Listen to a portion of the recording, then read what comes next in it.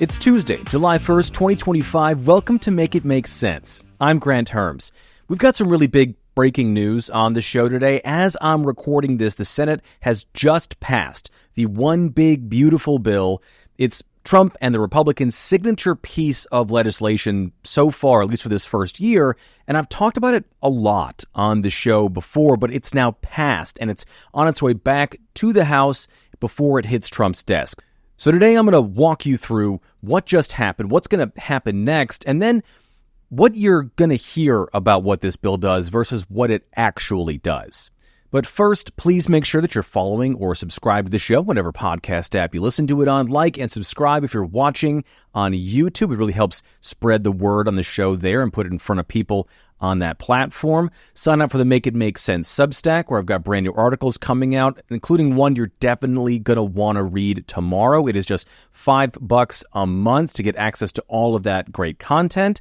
And as always, share the show on social media. It's MIMS Newspod. That's MIMS Newspod, all one word on every platform. I am at Granthermes on Twitter and Bluesky, and at Granthermes TV on everything else. All right, let's get to today's episode. Hey, listener, you know what the show is all about breaking down the news in a way that actually makes sense. No spin, just real reporting and smart conversations. And as an audience, you're sharp, curious, and engaged, and I know that you value where you spend your time and money.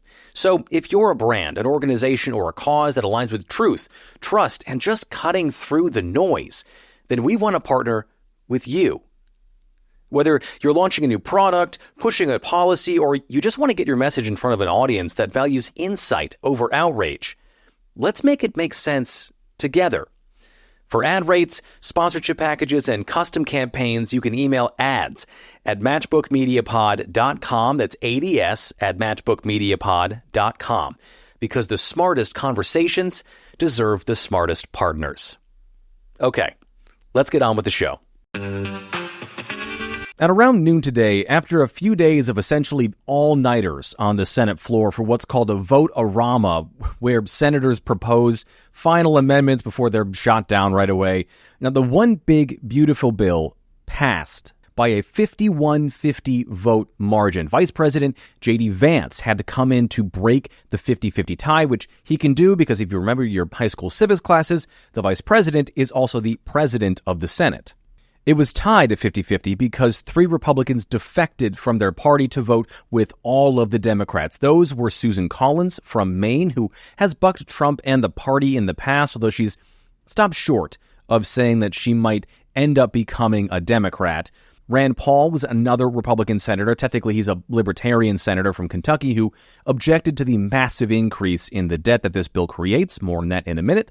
And finally, North Carolina Senator Thom Tillis, who said over the weekend he wasn't running for re-election because Trump said if he didn't vote for the bill, he'd get someone to run and replace him. More on that in a minute as well. Now, this bill was in a process in the Senate called reconciliation, which you might hear said occasionally when you read or watch stuff about this. It lets the Senate pass budget bills specifically with a simple majority, so a 51-vote majority, instead of the usual 60-vote supermajority that some of these things need. It gets around the filibuster, the ability of a senator to hold the floor for as long as they can stay standing and talking. Reconciliation is invoked on budget bills, so things like, funding the government can move quickly. But in order for that to happen, there are some pretty strict rules about what can and can't be in this bill. And it turns out this bill didn't follow those rules. That's what happened over the weekend. The Senate parliamentarian who is in charge of all of the rules in the Senate, and I know, who wants that job? But it's what happens when the kid who just really liked being the hall monitor grows up. You get a parliamentarian. Anyway, what she said was that the bill didn't meet part of the rules of reconciliation, and Republican leaders were supposed to meet with her to tweak the bill so that it could get through or it wouldn't be allowed on the floor. Except Republicans just decided to not meet with her and ignore what she said, which is a pretty huge breach of the rules that the Senate is supposed to govern itself by. It also doesn't mean that this bill is going to be unconstitutional or anything, but Since those rules that we govern ourselves by seem to not matter anymore when it comes to the government, the bill passed. It now goes to the House, where it is expected to pass. Speaker of the House Mike Johnson said that they're going to work to pass it quickly. There may be some speed bumps there that I'll talk about likely Thursday if this doesn't pass before then. One of them is a provision that would ban laws about AI for the next 5 years. Originally it was 10, now it's 5. Companies like Meta and OpenAI really want those things, but a lot of members in the House aren't really keen on those, so we'll see what happens.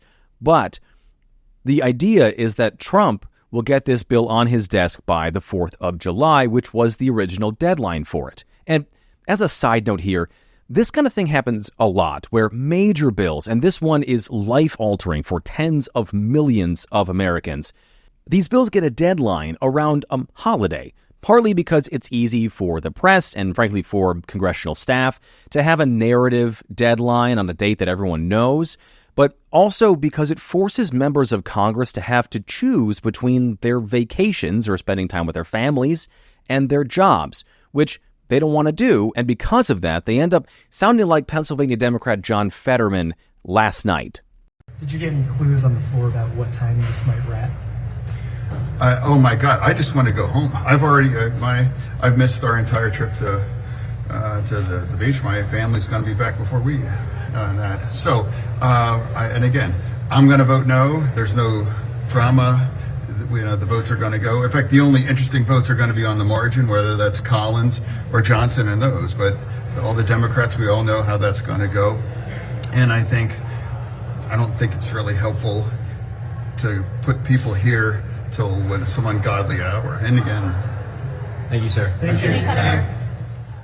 So Fetterman didn't end up voting for the bill. He's a Democrat, but he also didn't do much to fight it either. And so, let me find my smallest violin for being asked to do the job that he ran to get elected to do. Anyway, the bill is likely going to be law, if not in this exact version, then something really, really close. And I've talked about this a bunch on the show over the last few months, but there have been some changes and some new analysis. So first, the bill would increase the national debt by $3.9 trillion. And if this funding, in the way that it's shaped, is made permanent, the debt will increase by $5.3 trillion, coming out to about $600 billion a year added in debt for the next 10 years. That's according to the Nonpartisan Center for a Responsible Federal Budget, a record-breaking high amount of money for the debt. All of that is done on the backs of two huge things. First, deep cuts to federal healthcare programs, and second, massive tax breaks for the wealthy. I'm going to start with the first part here. So the nonpartisan government-run Congressional Budget Office found that around 12 million people will lose access to healthcare by 2034 because the bill cuts $1 trillion from Medicaid. $1 trillion. On top of that, another estimated 5 million people are expected to lose their healthcare coverage because of work requirements to get Medicaid and because states will be required to pick up more of the funding for that cost. So, on that point, states will either need to raise taxes to make up the difference in the lack of funding that they'll be getting from the federal government, which politicians in those states really won't want to do and likely won't do it. So what it'll mean is that states will stop providing funding, mostly to rural hospitals that see fewer patients. Last week, the National Rural Hospital Association sent out its analysis of this bill, and it said that more than half of the states in the country, rural hospitals would be at risk to lose $1 out of every $5 that they bring in because of Medicaid cuts, because so many of their patients use Medicaid.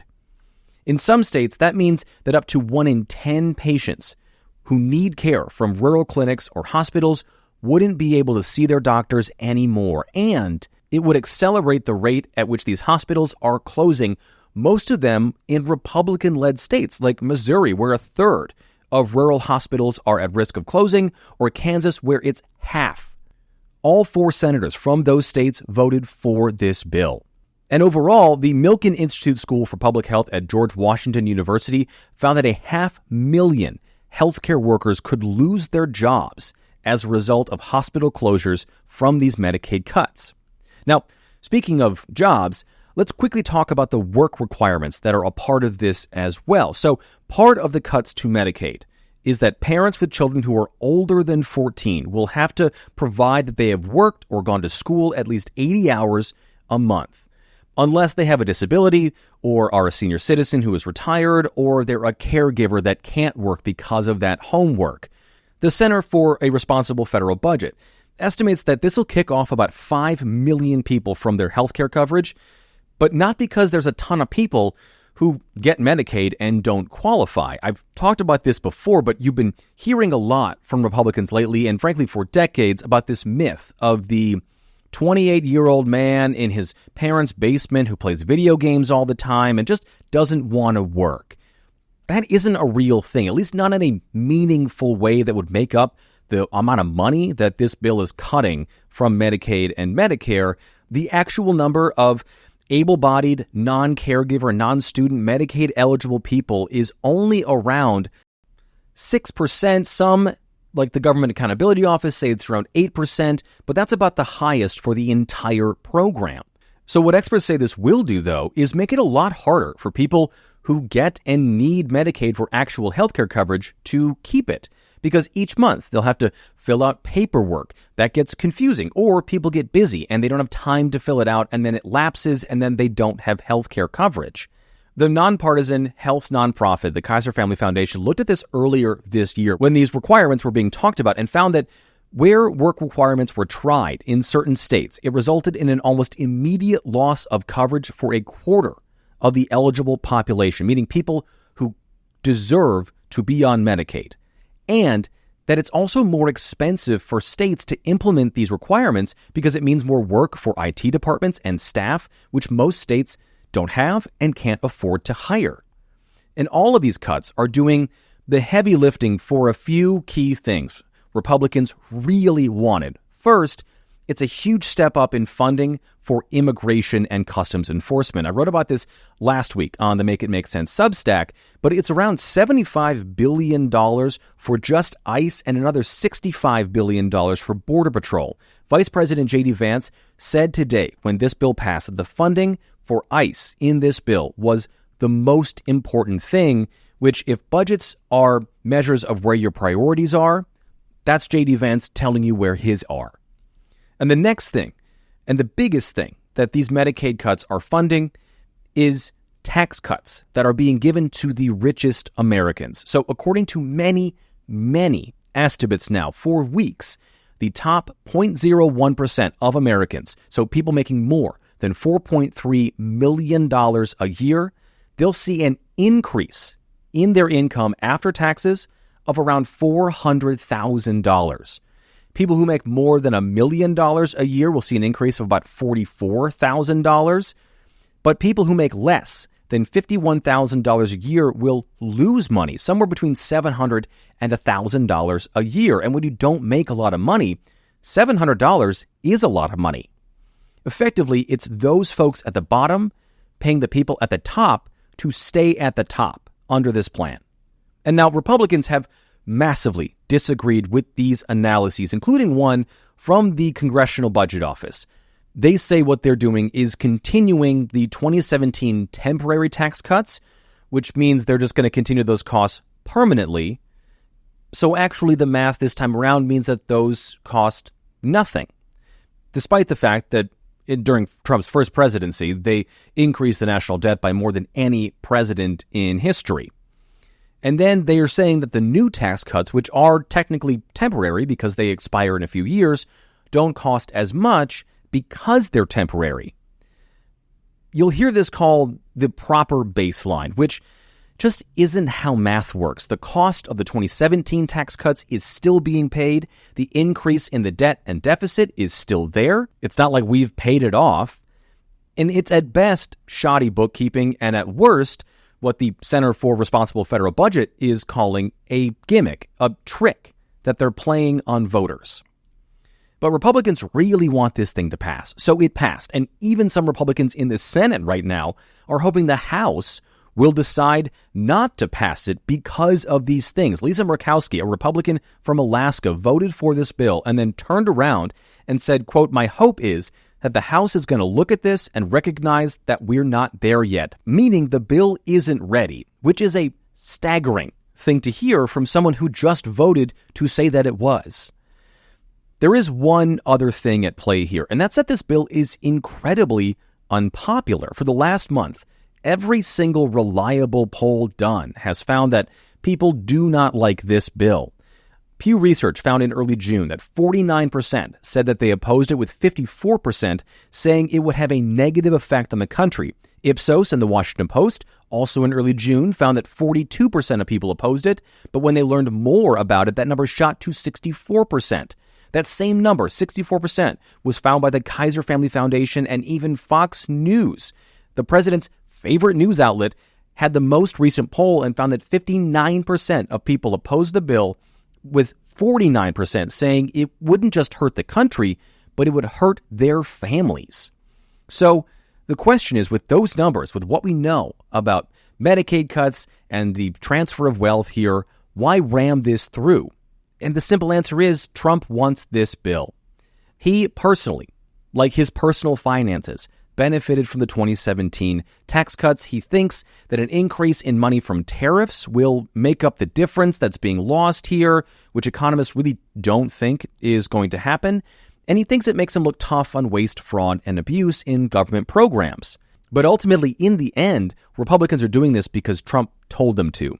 It's maybe the most consequential bill that we've seen in more than a decade, and he wants his name on it, and will and has threatened Republicans with losing their jobs if they don't go along with it. So it seems that this is the future of our economy and healthcare for at least as long as he's in office.